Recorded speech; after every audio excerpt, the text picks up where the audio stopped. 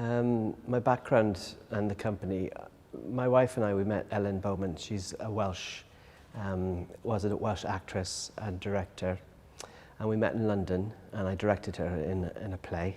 We both have a kind of lifelong yearning for learning, and we wanted that to be part of it, to bring more process to the rehearsal rooms, because we felt a lot of directors weren't as skilled up as they could be, and we knew a lot of them would like to know more.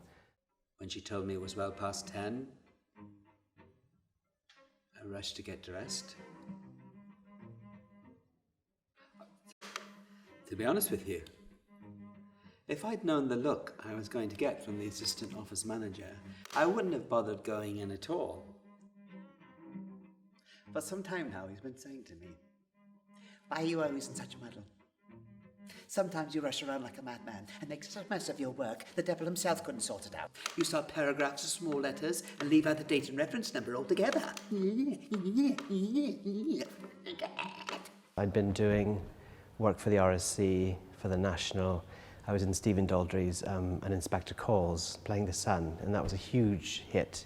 And from then I didn't kind of stop working in theatre, and worked at the Royal Court and the Young Vic, playing leading roles. And I'd never gone in the first place if there hadn't been a chance of seeing the cashier and making the old Jew cough up a small advance somehow or other. Tight-fisted git. You could be down to your last kopeck and pleading with him till you're blue in the face, but that old Jew won't give in. Tight!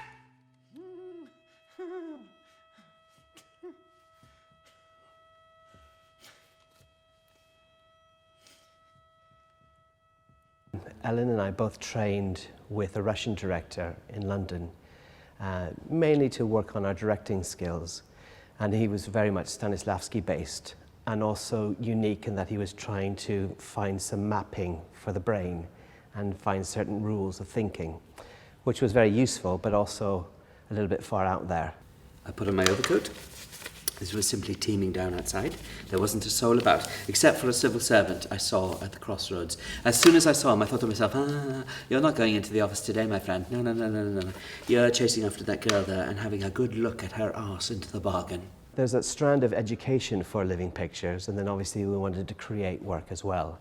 And we wanted to always be working with process whenever we created work. In a way, I think I'm an acting process nerd, but I was trained in America, and then I had a Russian teacher.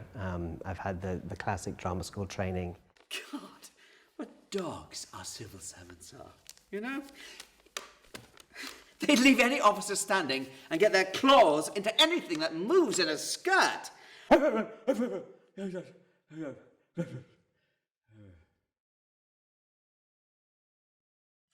I think because it's quite an intense piece, and I try to do it in fairly small spaces, and there is this direct contact with the audience. It's like we're in it together. And you know, there were lovely moments where, you know, someone might gasp, and I'll, you know, just look at them and take them in. And so no one is hidden, as it were. And I think there's a kind of frisson that happens. It said that in England, a fish swam to the surface and said 2 words in such a strange language that professors have been racking their brains for the last 3 years trying to figure out what it meant, so far without success. Also, I read in the paper somewhere that 2 cows walked into a shop to ask for a pound of tea. My aim was that I was hoping that people would kind of laugh with him in the beginning. And as the play progresses, I was hoping that then they might feel a bit guilty and a bit unsure. And one person said to me afterwards, they said they wouldn't look at people in the streets. Oh, they would look at people in the streets differently now. And I thought, that's great if it brings that kind of awareness. So really that was the thematic idea behind it. Never in my life have I heard of a dog that can write!